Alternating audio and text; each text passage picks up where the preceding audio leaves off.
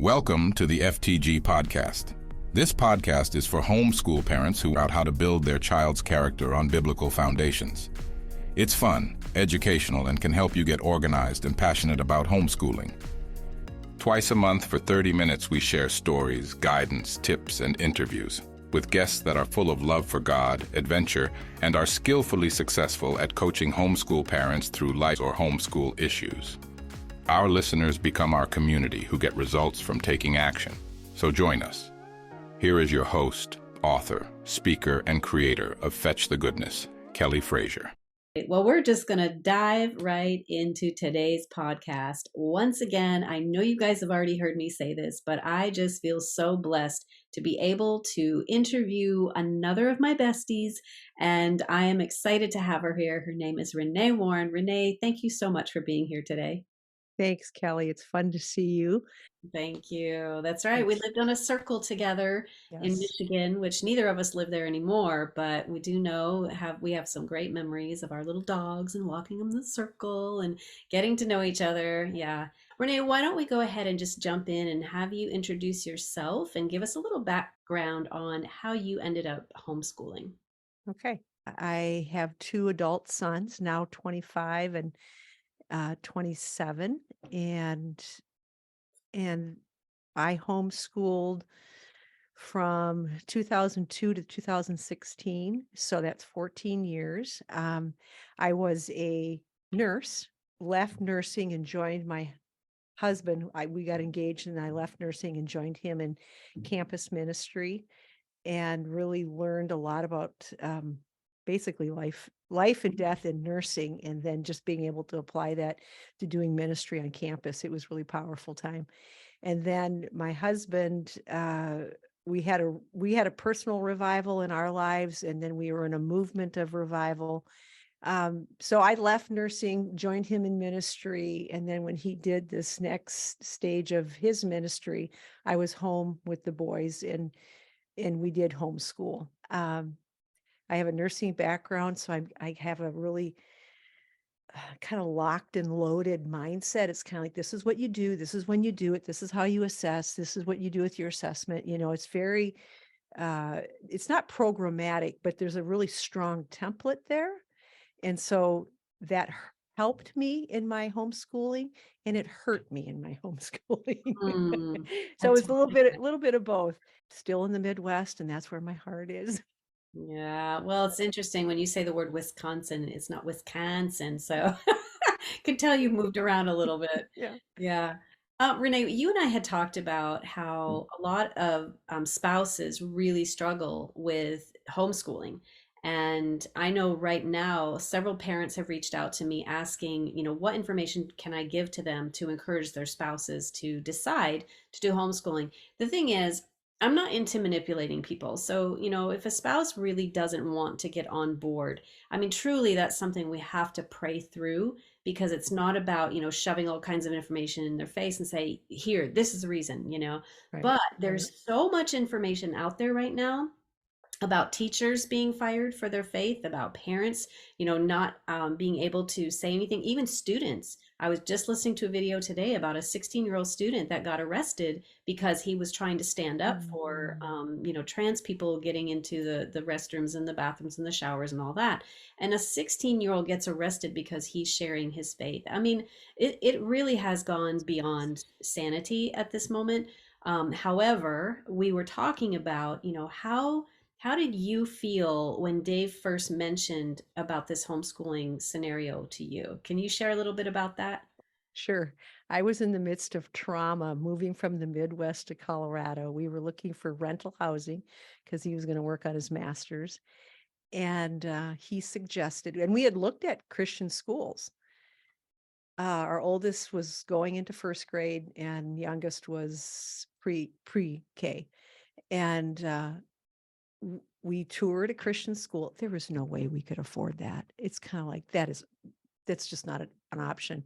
And of course, then I had all these concerns, and I don't know this town. I don't know the people. Even if I get into a community, that stuff takes years to formulate. And so we were looking for housing, and he suggests that I think maybe we should consider homeschooling. I'm not a crier. I burst into tears going, Oh, no. what do you want me to do? Are you crazy? I don't know what I'm doing. I can't even find a house. Oh, no. So anyway, and Dave tells me this later, he just said, I'm not bringing that one up again. What a smart man. Yeah. But as the Lord works, Mhm. that night I went to bed, I'm going, fine. Okay, God, if you want me to do this, you got to make it clear. I was just Mhm. not willing, but kind of willing. It's kind of like, okay, I can't shut this down, but I don't want to because I don't know what I'm doing. And the next day, I felt resolved in my spirit enough to tell Dave, okay, I will consider it for 1 year. I will consider it. And he was totally blown away. Um, and then we did find housing, and I took it year by year. Well, we got the first year under our belt, and then after that, it was, well, we're only going to be here 2 years. Of course, I'm going to do for 2 years. That's kind of a no-brainer. Why transition? Why be traumatic in a transition? Let's just do it. So then when we got to Michigan, it was kind of like, well, this helps stability. Let's just keep the stability going. And then it really wasn't until the boys were in probably junior high, early junior high, that I full out committed. We're going all the way to the end. Because it was always like, well, we'll just keep a year at a time. But I Mhm. realized that for me and for them was kind of like, well, we might move next year. We might move. And it's kind of like, that's really unsettling versus, okay, let's do it all the way through. But I never had that mindset to going into it, because I think if I was forced to go into that mindset, I wouldn't have done it. Right. Because Oh, I really needed to, do the trial and error piece. yes, 100%. And I remember you saying that because I remember asking you almost every year, Renee, are you going to homeschool this year? Yep, we're going to do it one more year, you know. And but I agree with you. Every time you said that to me, it did give me that same feeling of, well, if she's not going to do it, you know, next year, I wonder what the kids are going to do, right? Right. And so I kind of had that same feeling, but I can guarantee you that there are people listening to this right now who have the exact same feeling. Like I can handle it for this year, but I Yeah. doubt that I'm going to be able to do it next year.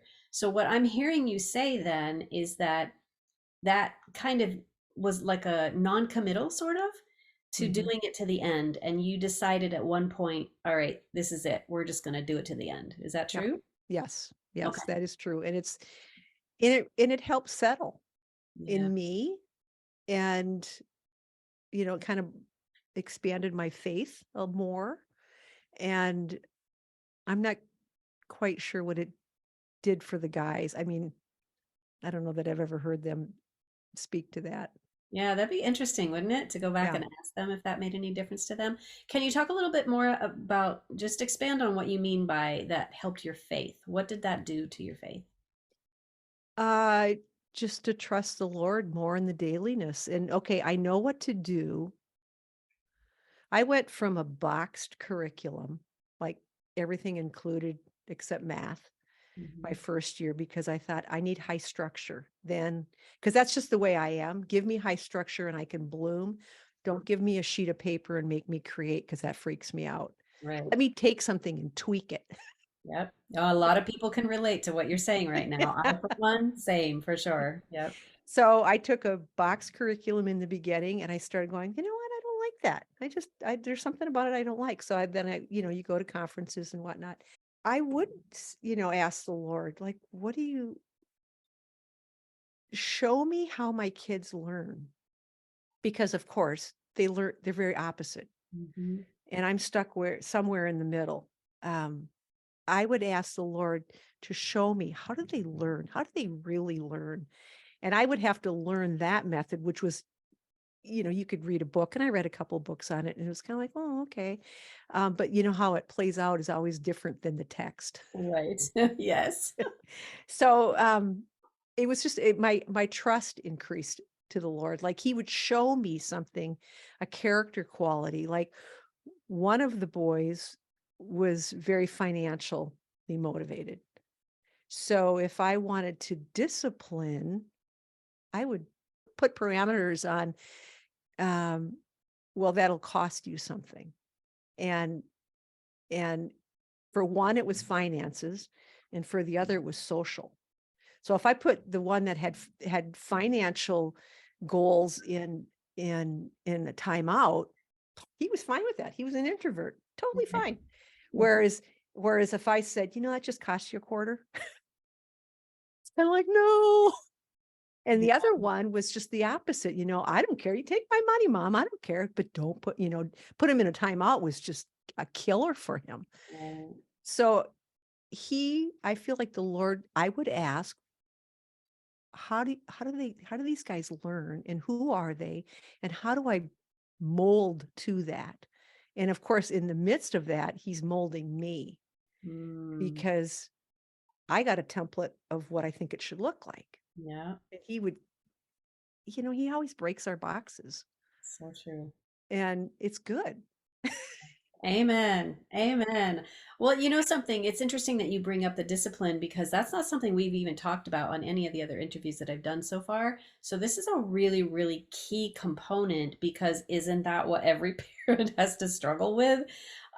So I really appreciate what you're saying, and I understand now that your faith grew in terms of really connecting with your children instead of just doing it from the box and from the structure of what someone else's curriculum says you have to do. Mhm. It now sounds like you're now seeing different ways to be able to connect with your kids while you're homeschooling them and seeing their strengths as well as their weaknesses and being able to utilize those things while you're actually homeschooling.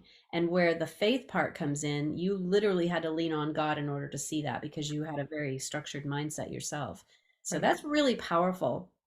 What I'm hearing a lot of right now, Renae, is how parents kind of have to unschool. So, like what you're saying, you went through nursing and you went through years of education, right? And same thing with myself. It's like years of education, and you see it this way. But when you actually get into the meat and the heart of the father with your own children, you begin to see them differently. And Mhm. things take shape in a different way. And so I love what you're saying that you were able to find what works for you and for them at the same time. That's really, really awesome. And it wasn't perfect. That sounds really clean. It It's does. not that clean. No, it It's messy. doesn't. It's kind of Yes. like I just bumped into my flesh and I bumped into your flesh, and you're having a fit, and it's that time of the month, and Right. but it really, I mean, over time we learned how to work with each other. And I think that's a valuable lesson that I want to teach, how to live, how to Mhm. trust the Lord. And what does that look like? And you're having a problem with math. Oh, it's not about math. It's about something that happened to you yesterday and it's just brewing up, you know? So you can stop what you're doing and let's go talk about it. Or Mm. one of the boys would always say, I don't want to talk about it right now, maybe later.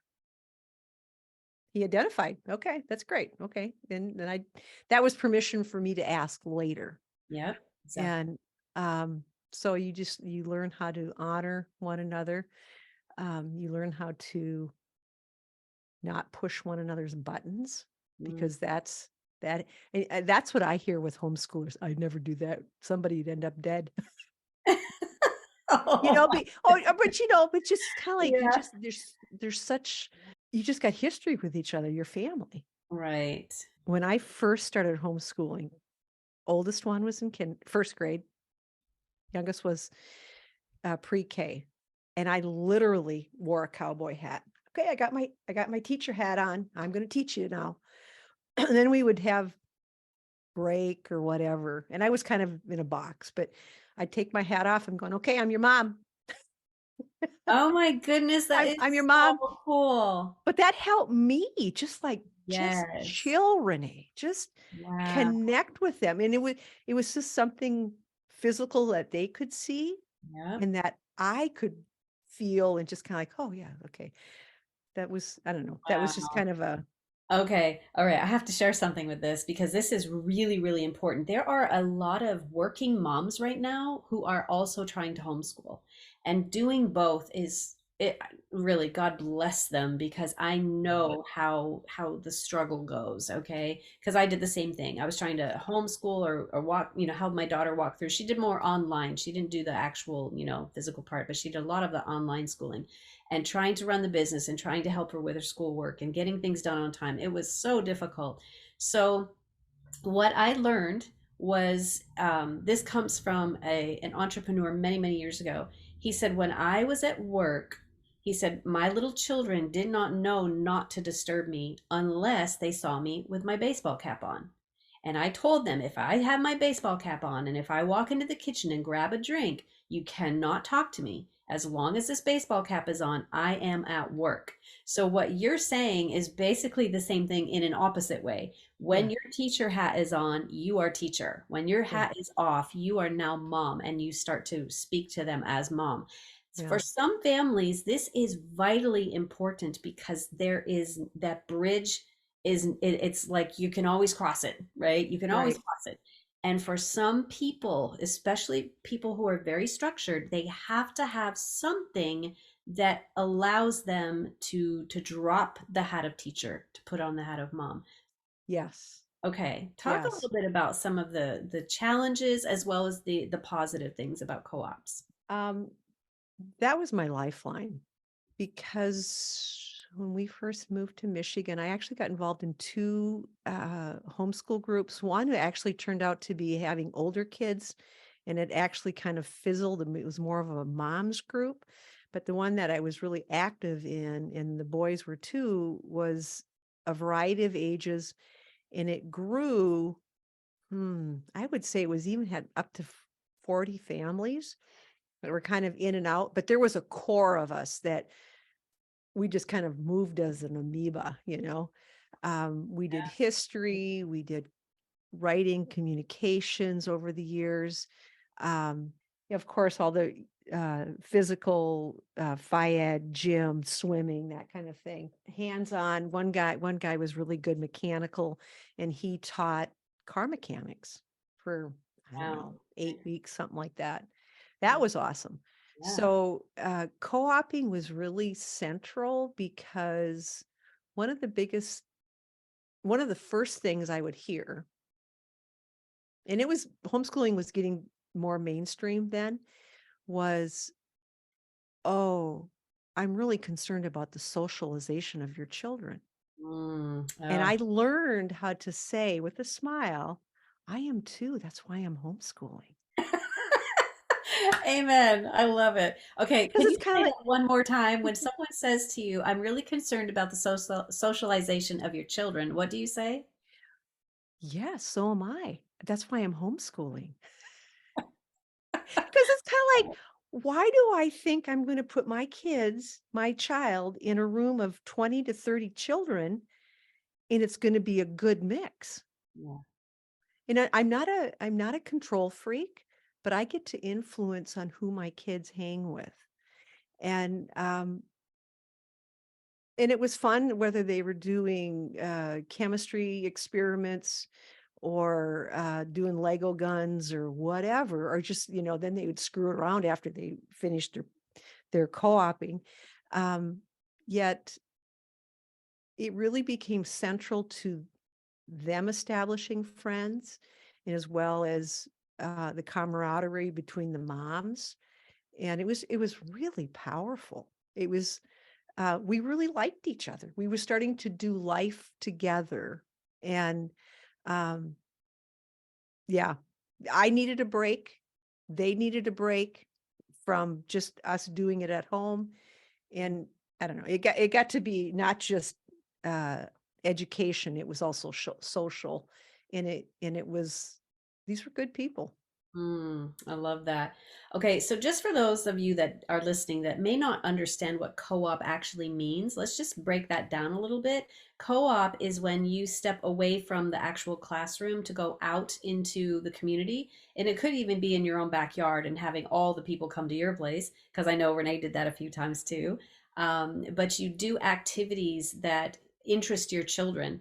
And a lot of times, I think parents will look for activities that interest them sometimes, and the kids are not interested. And so, this is really something important to really find out what are your children's interests. And so, co op is just allowing other parents to come in and literally cooperate to teach your children different things, like Renae was pointing out with the car, right? Somebody came in for 8 weeks and taught on car mechanics. I mean, that's huge, but that's why co-ops are so important, as well as community itself, right? Right. Renae, Right. why don't you speak to that for just a minute? Can you actually say that homeschooling, because this is how, I think that a lot of parents feel right now, it can be very lonely.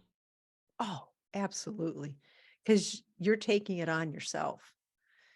But we you start to share that load with other parents, and not only do you get to pray for your own kids very uniquely, because now all of a sudden you know them at a whole new level, um, but you get to get under the rock with the other parents Mm. and lift the load with them.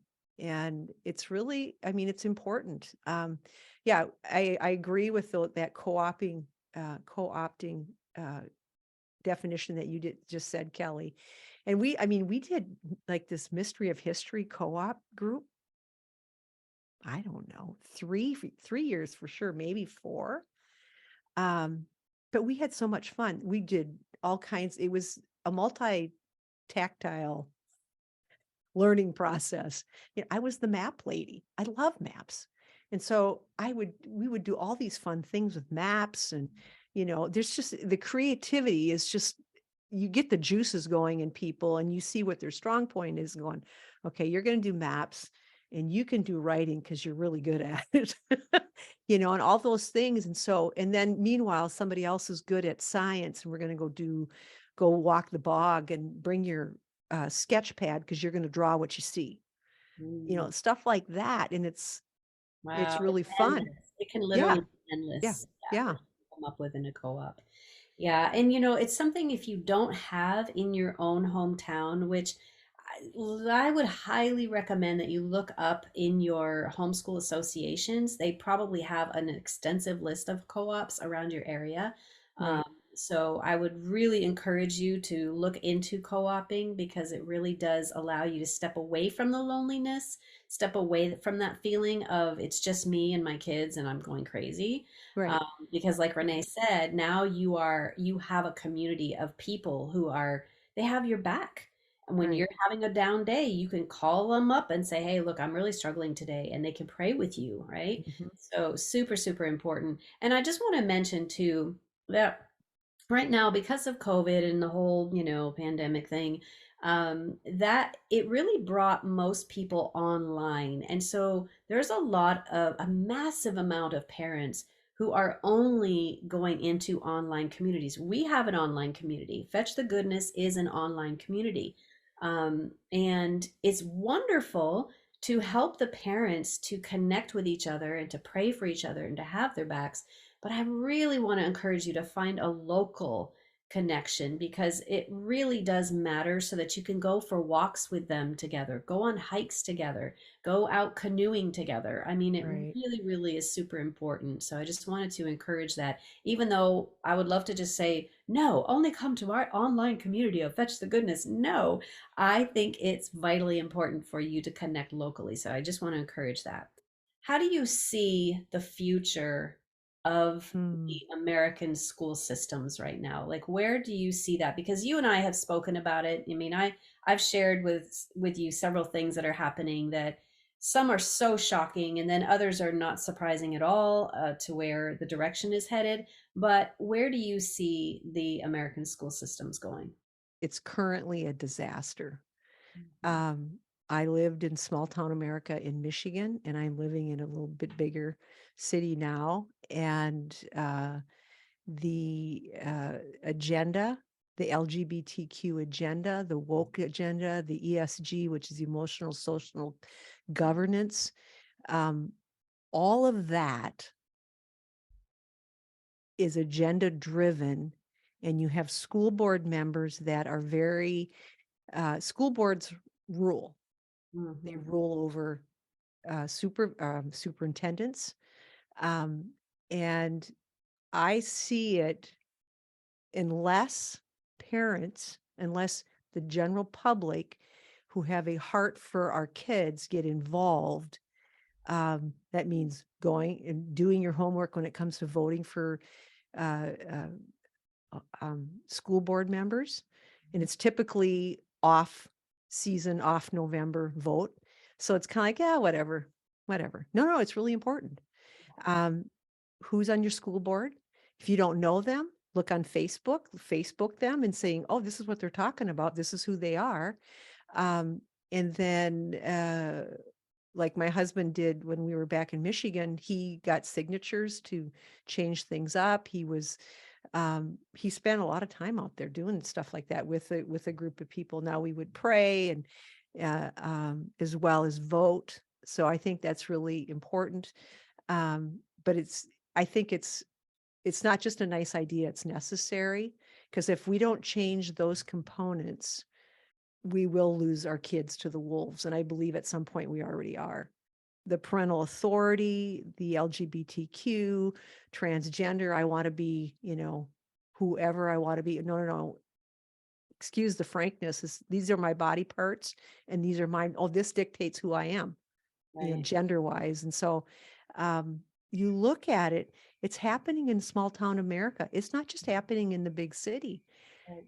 And so it is a wake up call, or what are we going to do about it? The church needs to talk about it. The church does typically, now there are some churches that do, um, but churches need to talk about this. Parents want to be equipped. I believe they want to be equipped. And if they're not equipped from the pulpit or the atmosphere of the body of Christ, typically the church, um, well, we'll come up with our own ideas. And tend to be very worldly influenced. So to stand up for our kids is just huge.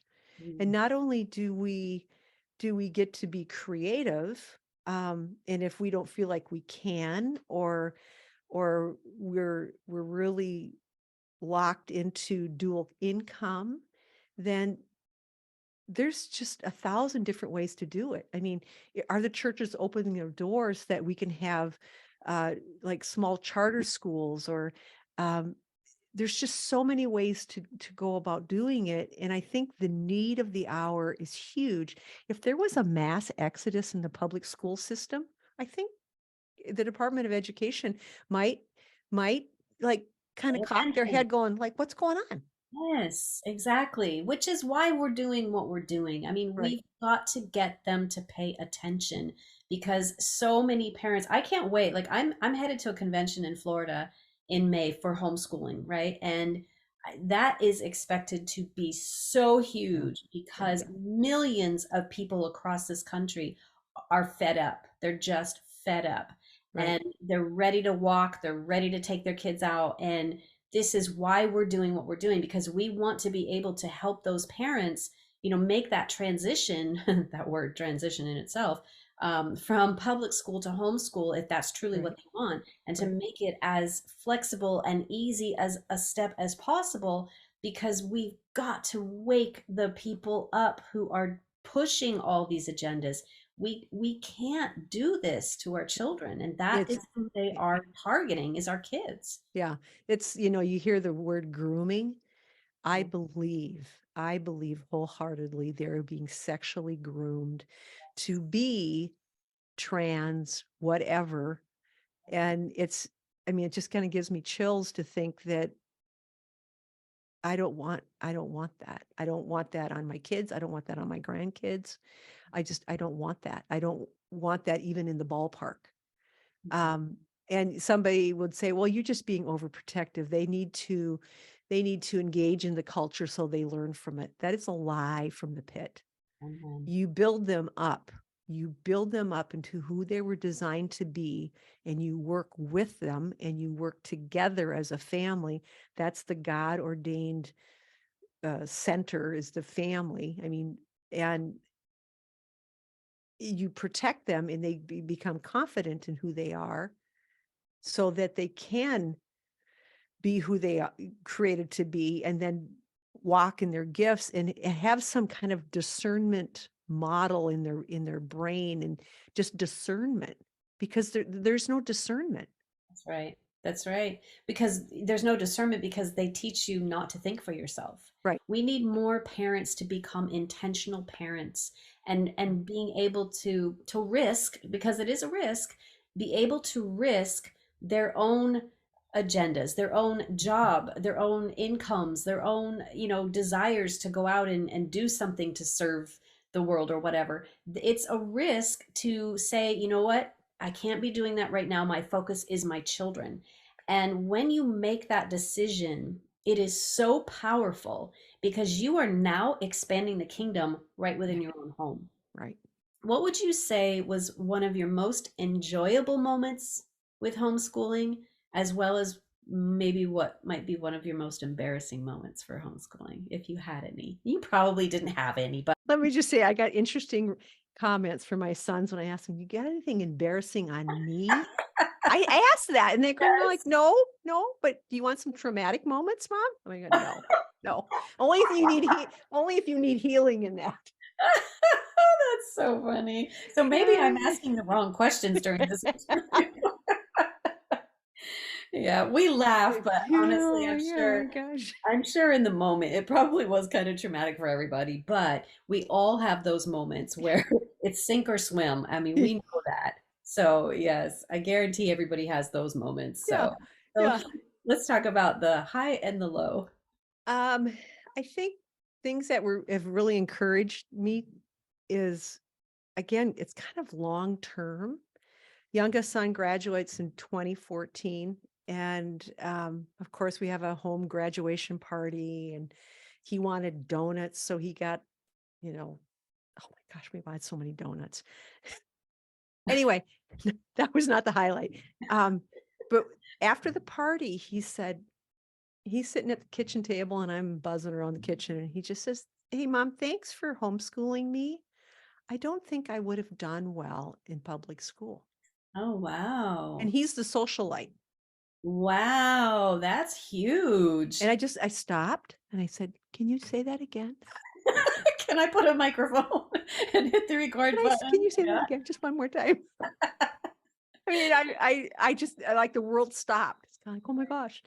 Um, he's gone on to be basically an audio engineer without a formal education, because Wow. he's always been kind of kinesthetic learner. Yes. Um, Let's and the explain other that. one, Let's huh? explain kinesthetic. Explain kinesthetic. Hands-on, hands-on. Let me see how it works. Let me touch, feel, take it apart, look at it. It's very, very visual. Kind of Audio. think, yeah, kind of think of non-theory. Yeah, Like he learns the theory after he learns the hands-on. that's good. Um, Whereas the other one was very theory driven. He'd read a chapter in chemistry, and he says, "Oh yeah, I get it." And I even as a nurse, I didn't like chemistry. And I'd say, "Okay, good. I read it and I did the problems and I did okay." So because he was coming across pretty confident, I said, "Okay, teach it to me." He looked at me like, "Mom, but then just to put that in his court, it's kind of like, "You do it this way." And I went, "That's really good." Because it told me that he really understood it. And it literally helped me as well. But Yeah. I also did my homework in doing it beforehand, but he could read something and he'd get it. It's Yeah. kind of like, that's amazing to 100%. I me. totally get that. Okay, so that brings up a good point. Now, your kids are going to be good at specific things that you will have no clue on, like chemistry. Okay. Not every parent is going to have a high IQ in chemistry. So, just like we talked about earlier, that there are going to be children who are going to excel at something and then they're going to have really tough weaknesses in other areas. And so we've talked about encouraging those strengths, but also working on those weaknesses. So Right. when you, as the teacher, you know what your weaknesses are. You know, okay, let's just say you have no idea what chemistry, even how to spell the word chemistry, that's that tough for you. So if that's the case, but yet your child is someone who loves chemistry, Renae, what would you say to that parent in that situation? Because this happens a lot to parents. Yeah. Find somebody that can fuel that flame. Our oldest was that way. He's now got an engineering degree. Um, we had a guy in our church that was, I think he had his master's in physics, just very bright. Mhm. And we would say, well, why don't you go ask Russ? Go call Russ and talk to him about it. So he would go over there, and like Russ had this whiteboard in his office, and they would talk about stuff and talk about computers. And, it was kind of like Wow. they were on the same point. I mean, they were just walk away going, oh, I never thought about it that way or whatever. But so find somebody that can help him accelerate. Another thing is, again, this was with our oldest, he got into remote plane flying, remote control plane flying. Um, and so we joined a remote control plane club, which was, it was a good, I don't know, half hour, 40-minute drive. But then there was mentors, older men there that taught him how to fly, gave him stuff because they wanted young blood in the club. And Mm. so he went out there for a number of years and was very engaged with it, crashed planes, rebuilt planes, again, that building that mechanical stuff. I can't do that. But then my oldest ended up giving a seminar out in the field, out on the flying field to the homeschool group. Oh my goodness, that's He was, amazing. and of course they get credit for it because it's a field Yeah. trip and, you know, so I mean, that's just kind of fun. Let me think Okay, about let's pause for 1 second, because what does that include? It obviously includes great language skills. It includes great speaker and communication skills, right? Which are Mhm, not one and the same. People think they are, but they're not. Um, right, it also includes you've got to have the knowledge around the base of what it is that you're presenting on, right? right, right, Presentation skills. I mean, this is so significant, and a lot of parents might look at it and just say, "Well, he's just presenting to his club." No, you have all of these educational factors that go into all of that, right? right, Super, super important and very inspiring when you think that the way you're teaching your child could literally traject their career. right, I right. mean, really, that's awesome. So here's an example of how to do it with somebody. I mean, like our youngest one was more of the socialite. And he's always been, even since he was old enough to walk, I remember seeing this when he was that young. He always want to know, where are we going? Who's coming with us? What are we having for snacks? And are we going to meet friends there? And are we going to be home for dinner? Food was pretty central, Yeah, sounds like it. but he was always very logistical. Mm-hmm. Yeah. And so when he would want to have friends over, and I saw this really like mushroom when he was in youth group, um, he'd say, "Hey, can we have the youth group over?" And it's kind of like, "Sure. What are you going to do?" He says, "I don't know. I just want to bring them together." And he's still that way. He said, Wow. "Don't make me lead the group. Just let me gather them." And I just looked at him and I went, we need gatherers. We really do need people who will gather and then tap somebody on the shoulder and say, "No, would you lead?" But I mean, it's been fun to see both of them grow in those natural areas, but you kind of got to let the reins drop at some level. And Yeah, it's fun to see. It's kind of like, okay, I don't know where this is going, but it's okay. Okay, God, you've gifted him this way. exactly. So Well, I want to share just a quick story around our daughter Lacey. I knew from early on, just from working with her at home, that she was really skilled and gifted in photography. And how this came about was we had taken her to the mall when she was probably 10, maybe 9 or 10. And I'll never forget this. And thank God there was no camera there focused on us, because you literally would see us. We're sitting there looking at this big window that had a poster. Well, all the windows were covered with this whole thing, and we could not figure out what it was. So just like a dog, we're both sitting there and we kept cocking our heads from side to side, just trying to figure out what it is. And she was in a store right next to us. So she comes out and she sees us both standing there with our heads cocked to the side. And she goes, "What are you guys doing? Like, this is embarrassing."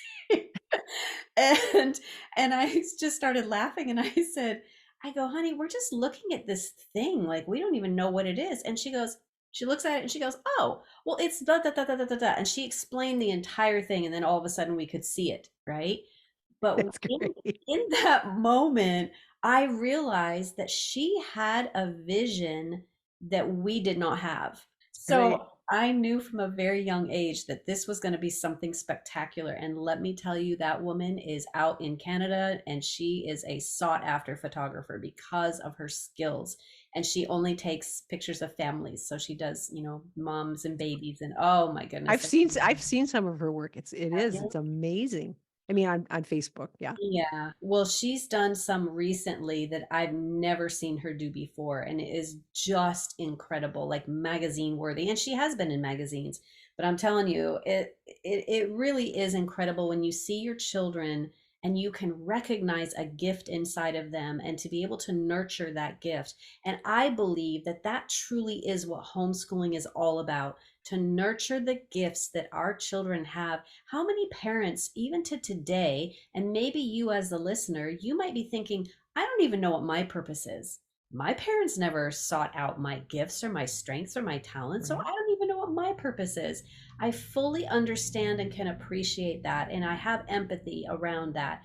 That actually is part of the work that I do with adults. So if you ever want to know what that looks like for yourself, please get in touch with me because I can certainly help you with that. But Renae, I want to come back to you. We talked about um, some of the ways that it was exciting to watch a kids grow. So what was the embarrassing thing? I don't know if it's completely embarrassing, but the phrase TMI, too much information. And I don't know if we picked this up from someplace else or the boys came up with it, but it was TMM. Too much, mom. Too much. Like, quit momming me. TMM. Love it. I love it. So I mean, they still kind of torture me with that one. Yeah, I'm And sure. I'm kind of getting in their stuff and they're going, TMM. I'm going, okay, sorry. Okay, I'm backing off. Yeah, but how Um, awesome is it though that they gave you, something to be accountable with, right? Because again, most parents don't ever give their permission to their kids to actually hold them accountable when they're getting into their business a little too much, right? yeah. So I love that, Renae. And you don't get offended by it, or you do? No, not now. I Yeah. mean, it's just kind of like sometimes I do have to take a breath going, okay, they got a point. Okay. I just want to show that I care. I got to do it a little bit differently. Yeah. Yeah. And I Yeah. think the other one I was thinking about this, and this was when they were in elementary. They would try to be persuading me of something, and I'd say, if you want to persuade somebody, let's think about this. So I guess I was teaching them a little bit of logic, although I've never had a logic class in my life, but just, years of life. Right. You want to persuade somebody or you want to make your case clear, um, try this, try that, da da da da da. And um, before I knew it, they were doing it to me. And I'm going, okay, that was really good persuasion. And you just showed me my lack of logic. Okay, let me think about this. Oh, that's so funny. what is that there's a class on that, right? Like Stephen Covey, a long time ago, Stephen Covey did a class, and he wrote books on 7 habits of highly effective people and how they influence other people, or 7 habits to influence other people. I mean, there are ways that we do and can influence and persuade people, Yeah. and yeah, Uh, that's a really important skill too. So I just truly thank you, and I honor you and Dave both for doing what you did. And I'm so grateful that you came on here and took your time today to share your homeschooling experience as well as the thoughts. Thank you very much. Thank you. Thank you for your love, your prayers, and your generous spirit. We couldn't do any of this without any of you. You and your children are the very reason FTG exists. We are always open to feedback and making this a wonderful experience for you and your family. You'll find more information at fetchthegoodness.com.